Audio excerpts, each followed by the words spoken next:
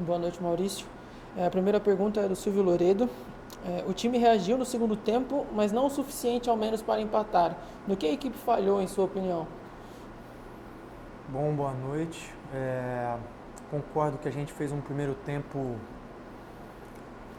ruim. Acho que o Santos realmente fez um primeiro tempo melhor, foi mais competitivo, foi mais agressivo, causou problemas para a gente, embora não tenha causado tantas chances assim, mas enfim, foi eficiente num erro que a gente acabou tendo.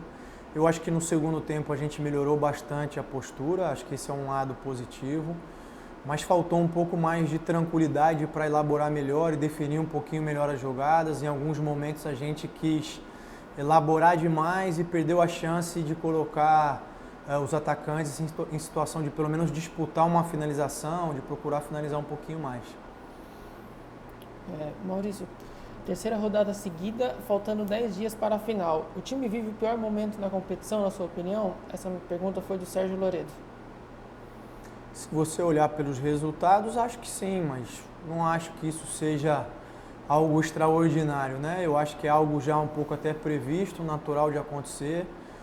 Desde que a gente classificou lá no Paraguai contra o Libertad, em todas as coletivas eu respondo uma pergunta sobre a final. Claro que eu não estou responsabilizando vocês, eu estou só dizendo isso para mostrar que é isso, que o ambiente é esse, que isso está no ar e isso acaba de uma maneira ou de outra afetando um pouquinho a equipe como um todo, o ambiente, a atmosfera não só do clube e da cidade, né? À medida que a data se aproxima. Então a gente tem que tomar um pouco de cuidado, tem conversado sobre isso. Eu testei também diferentes opções e formações, não só nesses últimos 3 jogos, eu já venho procurando encontrar algumas soluções para algumas questões e a gente vem alternando isso em outros jogos. E à medida que o tempo vai passando, claro que a gente sempre quer que os resultados apareçam, mas a gente está procurando aprender, volto a dizer, para chegar bem no dia 20. O Sérgio ainda pergunta, o que mais te preocupa nesse momento do time, além de perder 3 seguidas sem marcar gols? Eu acho que é isso, eu acho que é não transformar isso numa coisa que efetivamente não é, né? Claro que é uma sequência difícil pra gente, na verdade, tirando esse jogo, a primeira vez que a gente perdeu ou teve 2 derrotas seguidas foi a primeira vez no ano, desde que começou a temporada. Mas é isso, eu não quero que isso se transforme numa coisa que efetivamente não é. Eu acho que tem outras coisas interferindo e condicionando um pouquinho, é o momento da gente voltar a ter um pouquinho mais de concentração, agora caminhando já para mais perto na final, consolidar as ideias, de repente eu mesmo não experimentar tanto o que a gente vem tentando experimentar e focar um pouquinho mais para a gente conseguir esses resultados até a final. O Rodrigo Seixas pergunta, sem o Praxedes, o time sente a falta de um jogador com característica de 10? Eu acho que em parte sim, o Praxedes é um jogador que vinha atuando bem até acabar sentindo ali uma lesão. A gente tem buscado diferentes soluções, vocês têm acompanhado aí. Vamos ver se a gente consegue contar com ele, senão a gente vai continuar buscando uma solução efetiva. Contra o Atlético e Santos, você optou por força máxima. Contra o Fortaleza também vai? Pergunta o Rodrigo. Só posso responder assim que eu tiver uma ideia de como os jogadores vão chegar, enfim, depois das avaliações todas. Não sei se alguém passa a ter condição de jogo para sábado, a gente tem que ver ainda, é muito cedo para eu conseguir dar uma posição. Vinícius Anselmo pergunta, gostaria que você comentasse sobre a saída do Elinho. Ele sentiu algum desconforto ou foi opção? Foi opção. O Diego da 102 e o Silvio Loredo perguntam sobre o emocional. Como trabalhar o aspecto emocional dos jogadores nos próximos jogos do Brasileiro com resultados negativos recentes e pela ansiedade na véspera da Sul-Americana? Olha, a gente vem trabalhando, a gente vem conversando, a gente tem um profissional dentro do clube que ajuda muito nesse sentido, que é um psicólogo especializado, que tem contato. Agora, isso como qualquer outra coisa ou qualquer outra circunstância na vida, tem experiências em que você precisa passar para você aprender, para você se desenvolver. Não existe receita de bolo ou fórmula mágica ou qualquer coisa nesse sentido, porque cada indivíduo responde de uma maneira. E aí a gente está falando de percepções, de sensações que são muito subjetivas, né? Volto a dizer, a gente está falando de um clube que está disputando uma final internacional pela primeira vez na sua história, que voltou a jogar uma competição internacional depois de 25 anos, um clube que tem passado por circunstâncias de lesão, de perda de jogadores, de uma série de outras coisas. Como é que você se prepara para isso? Como é que você se prepara para circunstâncias que a vida te apresenta e que você não controla, né? É difícil responder uma maneira efetiva de se preparar. É uma experiência pela qual a gente tem que passar. Eu já falei isso em outras oportunidades.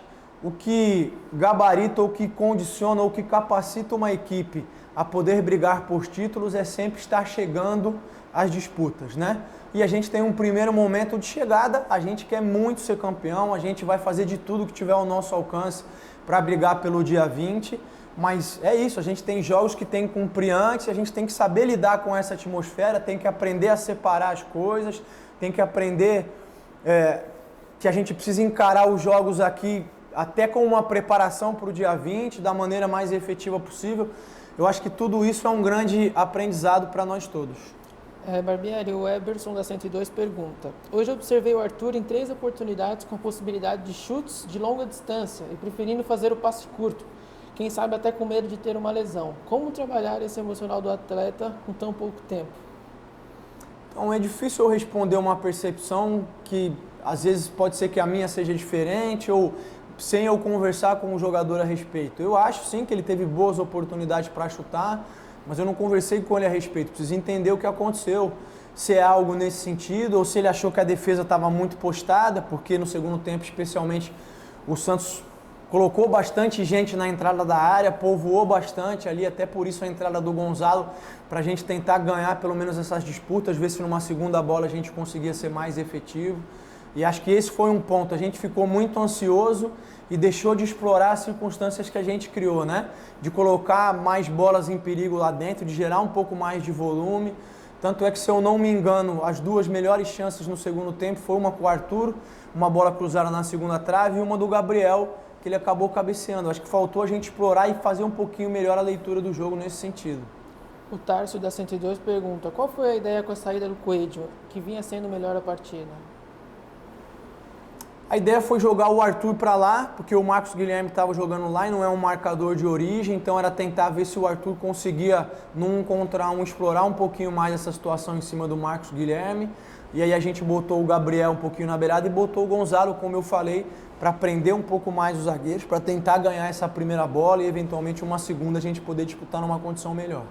O Diego e o Vitor da 102 perguntam se você pretende trabalhar mais até a final com a formação com 2 atacantes, ou acredita que pode voltar nos próximos jogos com 3 meias e 3 avançados, e que você testou isso em alguns jogos e a equipe saiu com a vitória no segundo tempo, mas qual que é a avaliação da atuação nessas partidas onde o time saiu derrotado?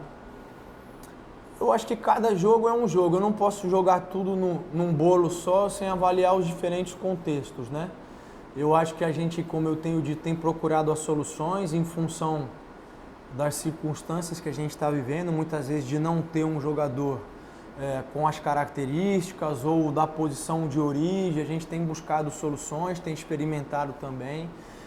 Claro que está em aberto ainda, eu não tenho definido exatamente aquilo que eu vou fazer.